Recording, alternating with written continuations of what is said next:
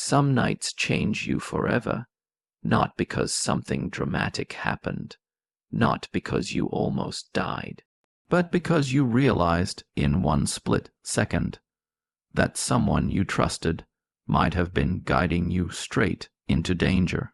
And once you see that truth, you can't unsee it. Story 1.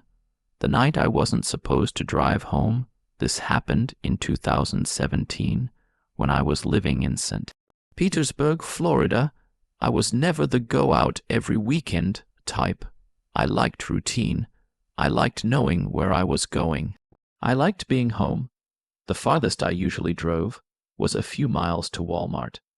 Anything beyond that required GPS and a deep breath. Jenna, my coworker, was the opposite. She was younger than me by about 10 years, loud, outgoing, the type of person who always had plans and always had people to invite. For weeks, she begged me to go out with her and another coworker, Mira. You never do anything. Just one night. You need to live a little. I kept saying no. Until I didn't.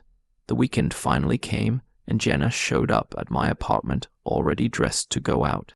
Before we even left, she asked something that made my stomach tighten. Can I leave my car here? You drive? I laughed nervously. I don't really know the nightlife here. I'll navigate, she said quickly. I ignored the unease. We picked up Mira from her apartment. She wasn't ready yet, so we waited inside. Nothing seemed strange, no weird tension, no red flags. When we finally got to the club, it was packed. Bass vibrated through the pavement. Neon lights flashed across strangers' faces. The air inside smelled like sweat and alcohol. We found a small standing table and ordered drinks. About 5 minutes later, Jenna leaned in. Oh, I see someone I know. I'll be right back. She grabbed Mira and disappeared into the crowd. And just like that, I was alone. A few minutes later, they returned smiling. My friend bought us a round, Jenna said, handing me a fresh drink. I hesitated, but she was my coworker, someone I saw almost every day. I took it, then another round came. 3 drinks total, that's all I had, but it didn't feel like alcohol. It felt wrong. The room didn't spin, it sharpened. My heart started pounding. A thick wave of dread settled over me like my body knew something my brain couldn't process. We need to go, I told Jenna. She laughed at first. I'm serious. The next few hours are fractured in my memory. I don't remember leaving the club. I don't remember walking to the car. The next clear moment I have is sitting in the driver's seat outside Mira's apartment complex. The engine was running. Jenna and Mira were outside the car talking. I couldn't hear their words clearly. But something about the tone, the urgency, the energy, my fight response exploded. I didn't need to understand. I just knew I wasn't safe. I threw the car into drive and sped away. I don't remember if they tried to stop me. I just drove. The drug was powerful. My thoughts were scrambled. Streetlights blurred. Roads twisted in ways that didn't make sense. I kept trying to remember how to get home. Then I stopped at a red light. Out of nowhere, 2 figures appeared at my window. Before I could react, someone grabbed my door handle and pulled. My car automatically locks when I shift into gear. It always has, but the door opened an inch. Cold air rushed in. 2 men were actively trying to open my car. They weren't yelling. They weren't frantic. They were calm, like they expected me. That image cut through the haze. I slammed the gas pedal. The car lunged forward. I heard plastic snap, a sharp ripping sound. The door slammed shut. I didn't look back. The next thing I remember, I was parked on a quiet residential street staring at my phone, unable to figure out how to unlock it. The paranoia was overwhelming. Every shadow felt like someone watching me. Eventually, exhaustion took over. I reclined the seat and I passed out. I woke up around 5 a.m., the fog finally lifting. I managed to use GPS and drive home. I collapsed into bed and woke again at 11 a.m., 20 missed calls, mostly from Jenna. When I called her back, she sounded frantic. "Where did you go? Your friend spiked my drink." I snapped. I wasn't staying to find out what happened next. There was a pause. Then she said something that still makes my skin crawl. "Those drinks weren't meant for you." Not shock, not denial, just clarification. That was all the confirmation I needed. Later that day, another memory resurfaced, the men at the red light. I went outside to check my car. The plastic casing around my driver's side door handle was completely ripped off. Gone, it wasn't a hallucination. Someone had been holding that handle when I sped away. I never spoke to Jenna again, because sometimes the most dangerous situations don't start with strangers in dark alleys. Sometimes they start with someone you know handing you a drink.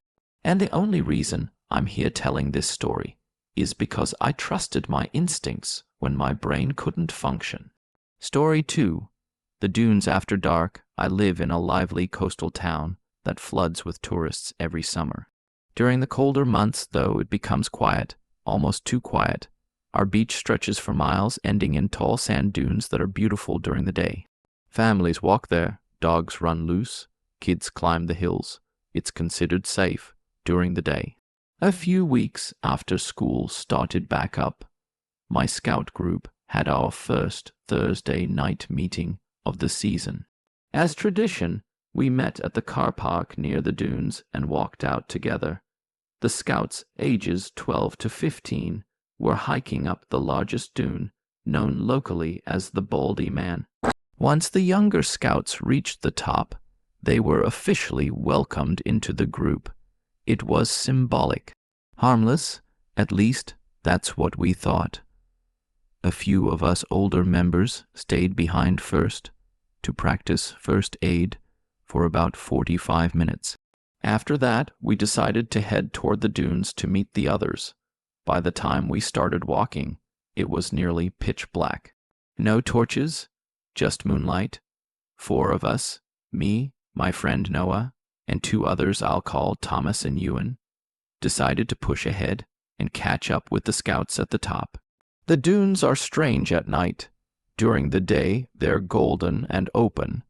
At night, they feel endless. We stumbled through tall grass, tripping over uneven sand. The moon barely illuminated the hills. Everything looked the same. After a while, we stopped to catch our breath on a ridge. That's when Thomas suddenly shushed us. We froze. "Did you hear that?" he whispered. We shook our heads. He said he heard rustling in the bushes behind us. We blamed the wind. Even though the air was completely still, we kept moving. 10 minutes later, we reached the scouts at the top of the Baldy Man. We greeted everyone, welcomed the new members, and decided to head back. It was darker now, almost suffocatingly dark. We tumbled down the big dune and began making our way back toward the ridge where 2 other members, Cormac and Alice, had stayed behind as a checkpoint. We could see their silhouettes in the distance. Relief washed over us. Until we got closer, they weren't facing us. They were facing the opposite direction, staring down into the dunes, as if watching something. When we reached them, Cormac didn't greet us. He just said quietly, "Someone's out there." The air shifted instantly. "Who?" Noah asked. Cormac shook his head. "No idea, but they've been moving between the hills." My stomach tightened. This wasn't a popular time of year. It was off-season, no tourists, no families, and definitely no reason for someone to be wandering the dunes in near-total darkness. We stood there listening, and then we heard it. Footsteps, not close, but not far either, slow, deliberate. We couldn't see anyone, just shifting shadows between the dunes. Alice whispered, "They've been following the younger scouts." That's when fear truly set in, because the younger scouts had already started heading back toward the car park. And if someone was out there, they were between us and them. We called out, no answer. The footsteps stopped, then started again, this time in a different direction. Circling the dunes that felt easy to navigate during the day suddenly felt like a maze. Cormac stepped forward, trying to get a better look. And that's when we saw it, a silhouette on the crest of a distant dune, completely still, watching us. No flashlight, no phone glow, just a shape against the sky. We yelled again. No response. Then it disappeared behind the hill. That was enough. We ran, not scattered together, back toward the car park. Every rustle felt amplified. Every shadow looked like movement. None of us spoke until we saw the dim glow of the parking lot, lights in the distance. When we finally reached the cars, everyone was accounted for. But none of us could shake the feeling. Someone had been out there, watching, moving when we moved, stopping when we stopped, and the scariest part.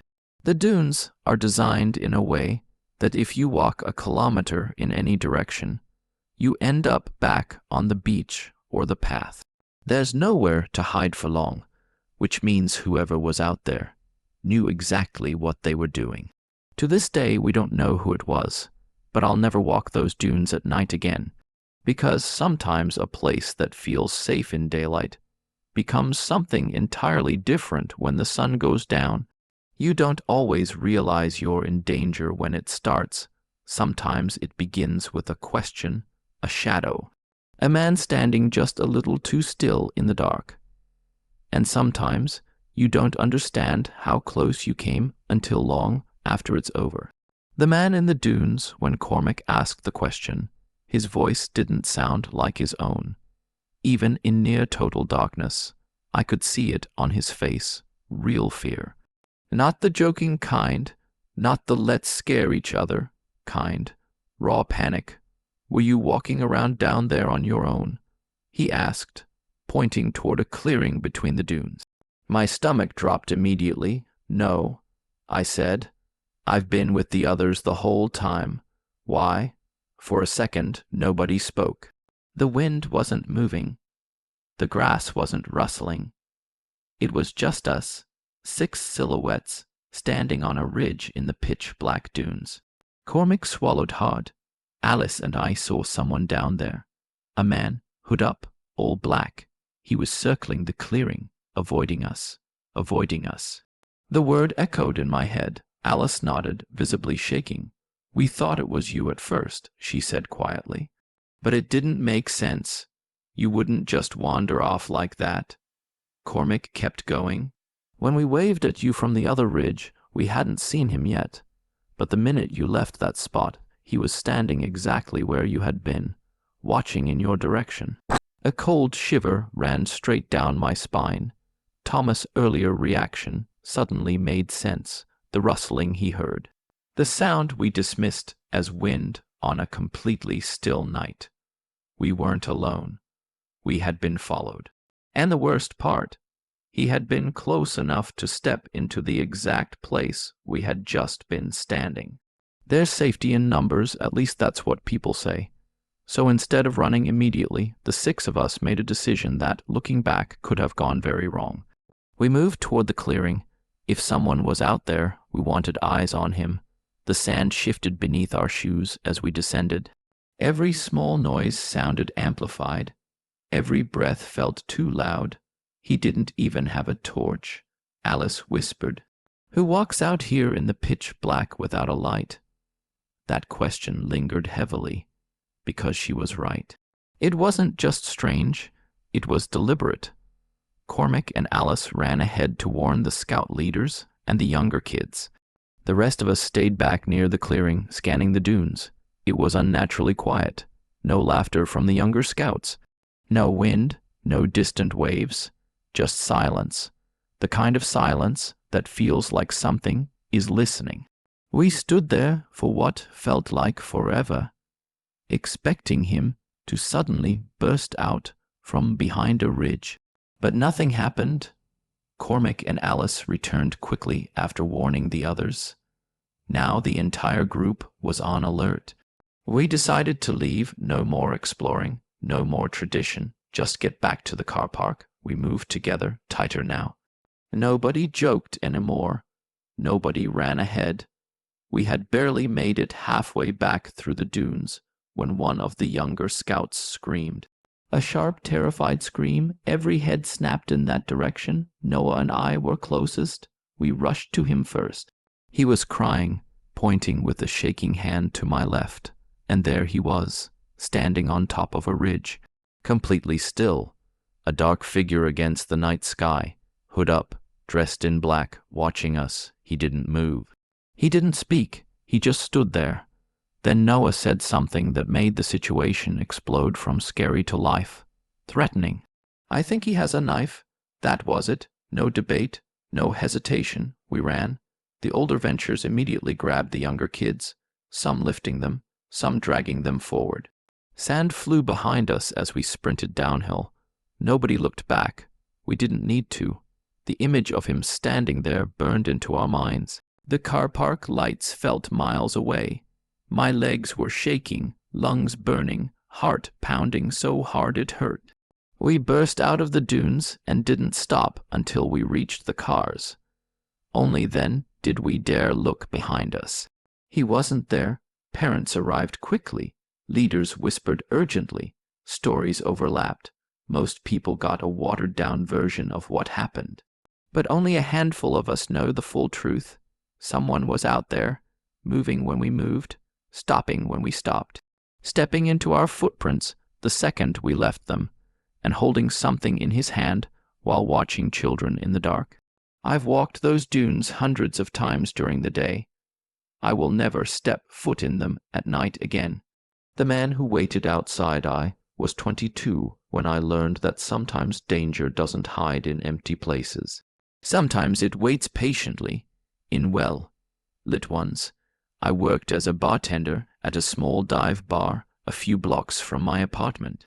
It wasn't glamorous, just locals, cheap drinks, sports on the TV. I recognized the regulars quickly. Most were harmless, one wasn't. His name was Jared. I knew because I saw it on his credit card. Late 30s, maybe 38. Thinning hair. Always the same brown jacket, no matter the weather. He never came with friends. He sat alone. And he watched me, not intensely enough to cause a scene, but constantly enough that I noticed. He asked personal questions sometimes.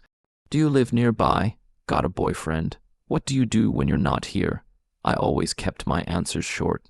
Polite, professional, that's part of the job. One Friday night around 10 p.m. He came in like usual.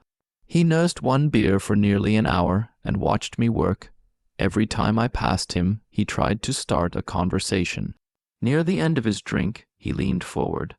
Want to hang out sometime outside of work? I didn't hesitate. I'm not interested. I like to keep work and personal life separate. His face changed instantly. The smile dropped. He forced another one. Yeah, whatever. He threw cash on the bar and left without tipping. That alone was strange. He always tipped, but I tried not to think about it. My shift ended at midnight. I counted my tips, grabbed my hoodie, and headed out. The street was quiet. 7-minute walk home. I'd done it dozens of times.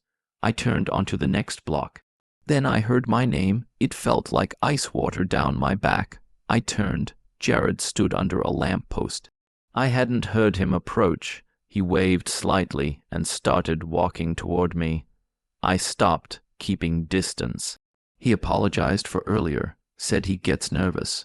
I told him it was fine, but I needed to go home. He nodded, then asked again for my Instagram or Snapchat. I promise I won't bother you. I don't use social media, I said. He smiled. That's weird. I've seen you on Instagram at the bar.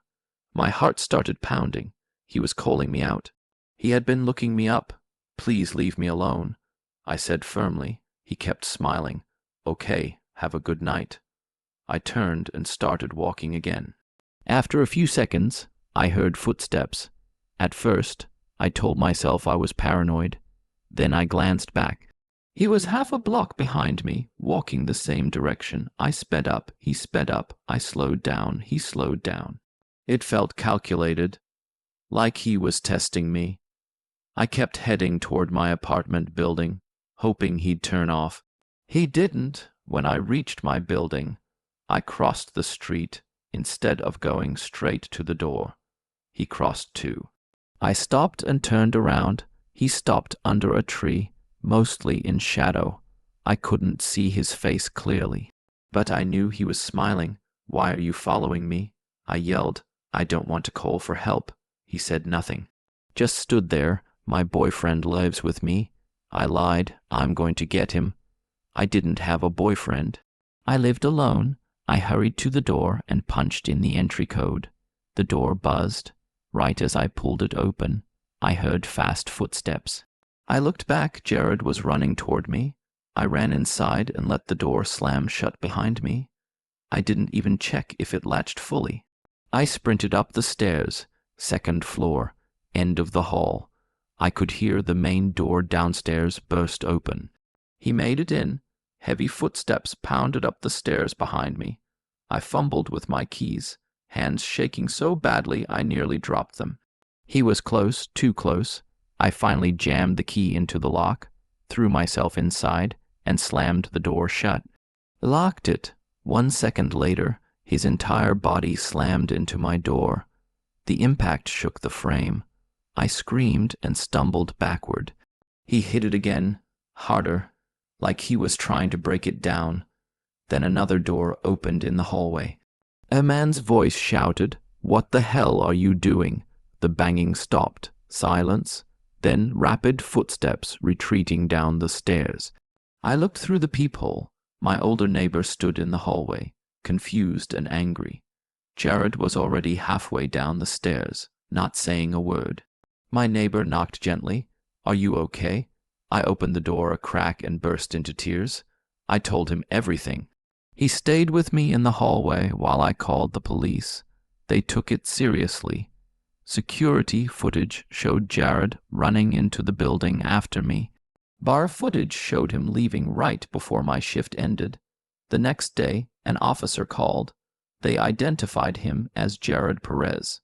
The case was being sent to the prosecutor for stalking and unlawful entry. Hearing those words made it real. Terrifyingly real. I filed for a restraining order. The judge approved a temporary one immediately after reviewing the footage. Police served him. Charges moved forward. But even after all that, even after the legal system stepped in, I never walked home alone again. Because what scared me most wasn't the door shaking. It wasn't the running footsteps. It was this. He waited outside the bar. He knew when my shift ended, and he followed at a distance, calm, controlled until I was almost inside. If my neighbor hadn't opened his door, I don't know what would have happened. Sometimes danger doesn't scream. Sometimes it smiles politely at the bar and waits for you to walk home.